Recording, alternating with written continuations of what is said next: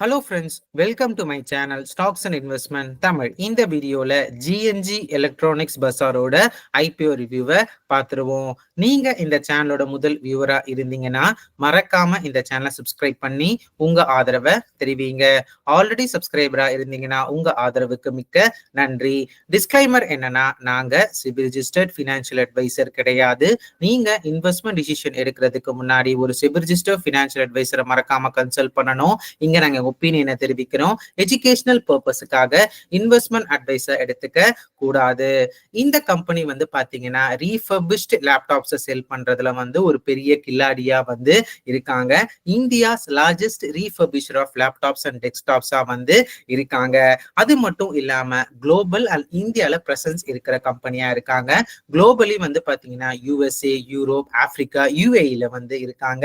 In terms of வேல்யூஸ்ல இந்த company வந்து பாத்தீங்கன்னா லார்ஜஸ்ட் மைக்ரோசாஃப்ட் ஆத்தரைஸ் ரீஃபர்பிஷரா வந்து இருக்காங்க in terms of refurbishing capacity. அது மட்டும் இல்லாம செகண்ட் லார்ஜஸ்ட் ஐடி சாஃப்ட்வேர் கம்பெனிக்கு ஐடி அஸ் எ டிஸ்போசபிள் பார்ட்னராகவும் வந்து இருக்காங்க. கிராஸ் மார்ஜின்ஸ் இந்த கம்பெனிக்கு ஃபினான்ஷியல் 2023 to 2025 12 to 15% வந்து உயர்ந்திருக்கு.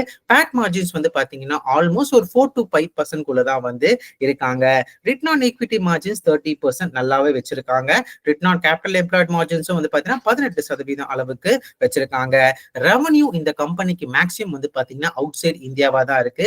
ஸோ ஃபினான்ஷியல் 2020 50% வச்சிருந்தாங்க India and outside India. அதுக்கப்புறம் கொஞ்சம் கொஞ்சமா வளர்ந்து இப்ப மேக்ஸிமம் 70% மேல வந்து அவுட் சைட் இந்தியா ரெவன்யூ இருக்கிற கம்பெனியா இருக்காங்க. இப்போ இந்த கம்பெனிக்கு ரிஸ்க் ஃபேக்டர்ஸ் பார்த்துருவோம். ஸோ இந்த கம்பெனிக்கு வந்து இப்ப இருக்கிற மெட்ரிக்ஸ் படி பார்க்கும்போது ஹை டெப்ட் இருக்கிற கம்பெனியா இருக்காங்க. 1.92 டெப்ட் ஈக்விட்டி இருக்கு. அது இந்த ஐபிஓ கையில மூலியமா வந்து நான் குறைக்கிறதா சொல்லியிருக்காங்க. பிளஸ் இந்த கம்பெனிக்கு கஸ்டமர் கான்சென்ட்ரேஷன் அதிகமாவே இருக்கு. 50% கஸ்டமர் கான்சென்ட்ரேஷன் வந்து டாப் 10 கஸ்டமர்ஸ்ல வந்து இருக்கு.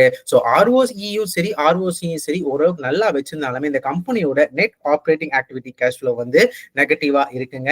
பிளஸ் இந்த கம்பெனி B2Cல அவ்வளவு சக்சஸ்ஃபுல்லா இல்ல, B2B பிசினஸ் மாடலா இந்த கம்பெனி வந்து சக்சஸ்ஃபுல்லா இருக்காங்க.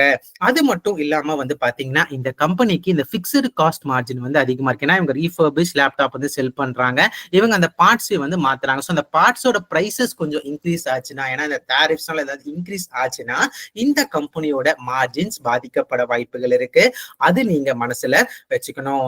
இப்போ இந்த கம்பெனியோட வேல்யூவேஷன்ஸ் பார்த்துருவோம். ஸோ இந்த கம்பெனி கேட்கிற வேல்யூவேஷன்ஸ் வந்து பாத்தீங்கன்னா பேஸ்ட் ஆன் ஃபினான்ஷியல் 2025 EPS பார்க்கும்போது 33.35 இருக்கு. இது போஸ்ட் ஐபிஓ பேசிஸ் கன்சிடர் பண்ணும்போது 39.14 இருக்கு. ஸோ இவங்க பியர்ஸா யாரை மென்ஷன் பண்ணாங்கன்னா நியூ ஜெய்சான் சொல்லி ஒரு கம்பெனி மென்ஷன் பண்ணிருக்காங்க. அவங்க 21 டைம்ஸ் earnings தான் நம்ம மார்க்கெட்ல ட்ரேட் ஆயிட்டு இருக்காங்க. ஸோ இந்த கம்பெனியோட கிரே மார்க்கெட் பிரீமியம் வந்து பாத்தீங்கன்னா 31.65% இருக்கு. ஸோ இந்த கம்பெனி ஒரு ஷேருக்கு 75 ரூபாய் லிஸ்டிங் ரைஸ் தரத்துக்கு வாய்ப்புகள் வந்து இருக்குங்க. ஒரு ஸ்மால் சைஸ் கம்பெனி இந்த மாதிரி ரீஃபர்பிஷர்ஸ் சர்வீசஸ் தான் ப்ரொவைட் பண்ணிட்டு இருக்காங்க. எதுக்கு இந்த கம்பெனிக்கு வந்து இவ்வளவு கிரே மார்க்கெட் பிரீமியம் வந்து தெரியுதுன்னு சொல்லி தெரியல. பட் ஓரளவுக்கு ஒரு பம்பர் லிஸ்டிங் தரத்துக்கு வாய்ப்புகள் வந்து இருக்கு. இந்த கம்பெனியோட ஐபிஓ டேட்ஸ் வந்து பாத்தீங்கன்னா ஜூலை 23 to ஜூலை 25 இருக்கு. ஃபேஸ் வேல்யூ 2 ரூபாய் ஒரு ஷேர். இஷ்யூ பிரைஸ் வந்து 225 ரூபாய் 237 ரூபாய் ஒரு ஷேர் வந்து இருக்கு. லாட் சைஸ் வந்து பாத்தீங்கன்னா 63 ஷேர்ஸ் வந்து இருக்குங்க. இந்த கம்பெனி டோட்டல் இஷ்யூ சைஸ் வந்து 460 கோடி. அதுல 400 கோடி வந்து fresh issue, offer for sale 60 கோடி வந்து இருக்கு. Listing on BSc and NSC. இப்போ இந்த கம்பெனியோட கன்க்ளூஷன் பார்த்துருவோம். ஸோ ஓவராலா இவங்க இண்டஸ்ட்ரியோட அவுட்லுக் வந்து பார்க்கும்போது இந்தியாஸ் ரீஃபர்பிஷ்ட் பிசி மார்க்கெட் மட்டுமே கிட்டத்தட்ட வந்து பாத்தீங்கன்னா 2019 to 2025 வந்து 0.2 பில்லியன் வந்து 1 பில்லியனா உயர்ந்திருக்கு. 28% CAGRல. இது 4 பில்லியன் மார்க்கெட்டா ஃபினான்ஷியல் 30ல உயரத்துக்கு வாய்ப்பு இருக்கு. 30% CAGRல. குளோபல் லெவலையும் வந்து பாத்தீங்கன்னா ஆல்மோஸ்ட் 15 to 20% CAGR இன்க்ரீஸ் ஆக வாய்ப்பு இருக்குன்னு சொல்லி கணிக்கப்படுது. ஸோ இதை பார்க்கும்போது இந்த கம்பெனிக்கு ஆப்பர்ச்சுனிட்டிஸ் வந்து நல்லாவே வந்து இருக்குங்க. மோஸ்ட் ஆஃப் த ரெவன்யூஸும் இந்த கம்பெனிக்கு அவுட் சைட் இந்தியாவும் வந்து இருக்கு. ஆனா இவங்க மார்ஜின்ஸ் அந்த அளவுக்கு உயர்ந்துச்சா அப்படின்னு சொல்லி கேட்டீங்கன்னா இவங்களோட எக்ஸ்போர்ட் ரெவன்யூ இன்க்ரீஸ் ஆனாலுமே இவங்களோட கிராஸ் மார்ஜின்ஸ் இருந்தாலும் சரி, ரெவன்யூ growth இருந்தாலும் சரி, பேட் மார்ஜின்ஸ் இருந்தாலும் சரி ஆல்மோஸ்ட் கன்சிஸ்டன்டா தான் மெயின்டைன் பண்ணிட்டு இருக்காங்க. ஒரு கிராஜுவல் growth ஒரு 4 to 5, 5 to 7 அந்த மாதிரி growth எதுவுமே வந்து காமிக்கல. பிளஸ் இவங்க வேல்யூவேஷன்ஸ் இவங்க பியர்ஸை விட அதிகமாவே வந்து இருக்கு.